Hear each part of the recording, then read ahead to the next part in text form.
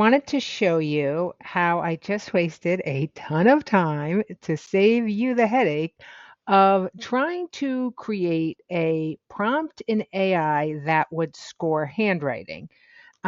Use this prompt to score handwriting samples.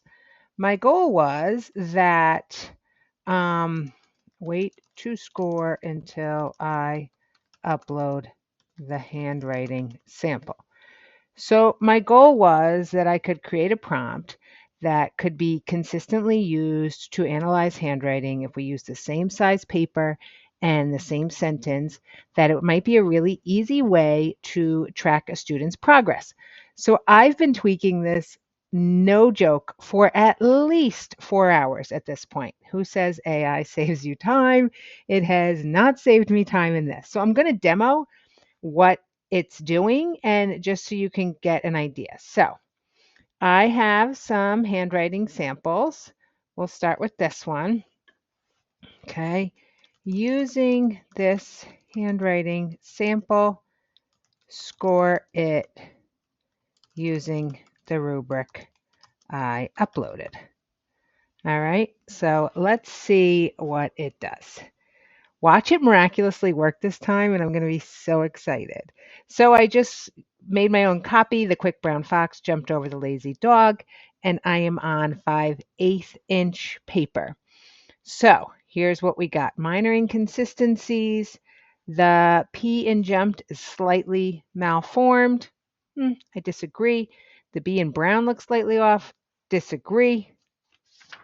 Oh, yeah, disagree, but no reversals. Okay, did you not see there is a J reversal and there is a B reversal? See, J, B, and it didn't pick that up. And it's like super obvious, right? So line placement, jump, float slightly above the midline, don't descend. Not correct. T and Q are a bit large compared to others. Not correct. Some small crowding noticed in jump and quick. Disagree. So completely scored it wrong.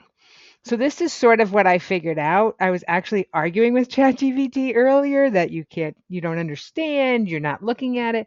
And then ChatGPT stated that it thinks it requires handwriting to have a human assess it.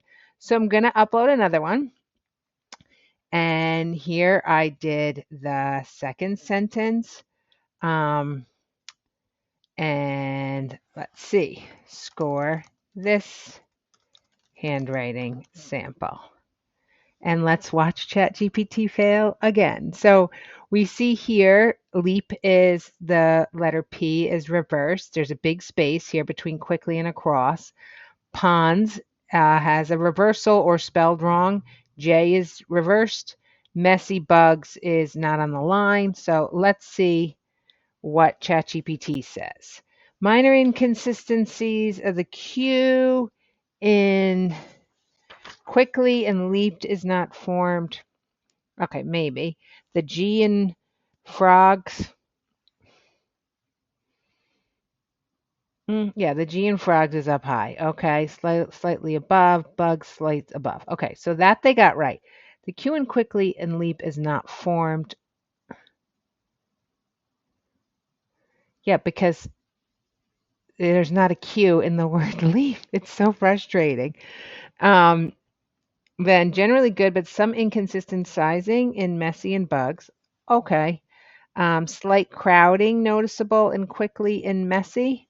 So my sample is over here, so I'm looking at that. Wider gaps with bright. Some wider gaps too. Bright. Where even is the word bright? It's not even in it.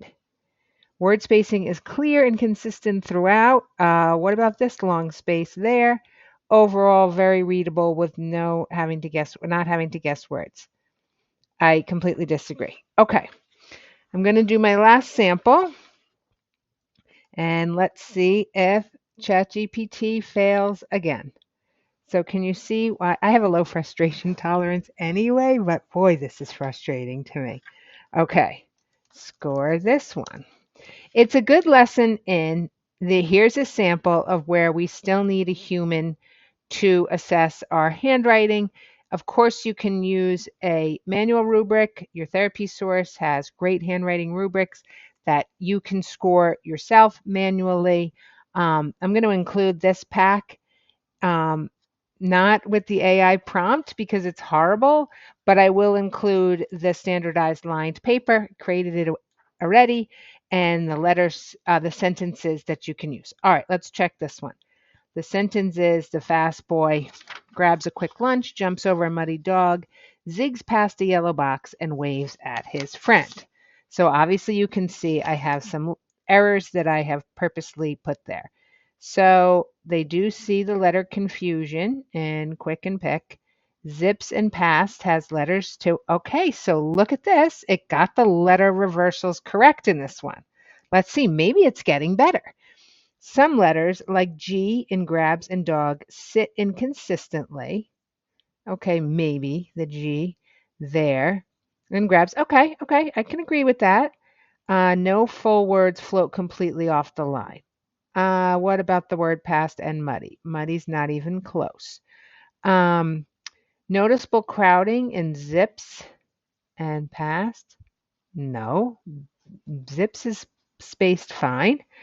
Word spacing is mostly consistent. Okay, between box and we have a big space. Some guessing is needed. Yeah. So I've tried it 3 times and I've failed 3 times, or I should say, ChatGPT has failed.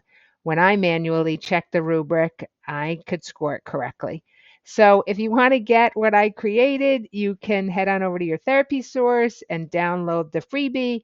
It is sort of great because it allows, it has a bunch of free, what am I looking for here? Here we go. Um, the lined paper, I think it's hard for you to see, so that you can have consistency when you're scoring this rubric I created. If you want more specific rubrics, we have another free one at your therapy source, and I have a whole packet on there that's by grade level. There's also a keyboarding rubrics if you're focusing on that. We have a large collection of rubrics, but I won't be using ChatGPT in the future to use it to grade rubrics. And the funny thing is, part of the reason why I did this whole project was to test it out, because I read an article how ChatGPT is really not good at grading things, grading tests, grading essays. And I was like, oh, maybe it could grade handwriting samples. No, so save yourself time.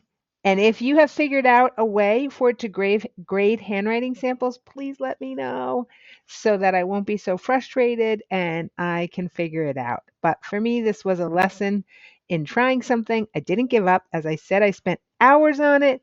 Didn't work, but sometimes that's just how the ball bounces. I'll go back to another project I have on the side and see if I can have any success with that.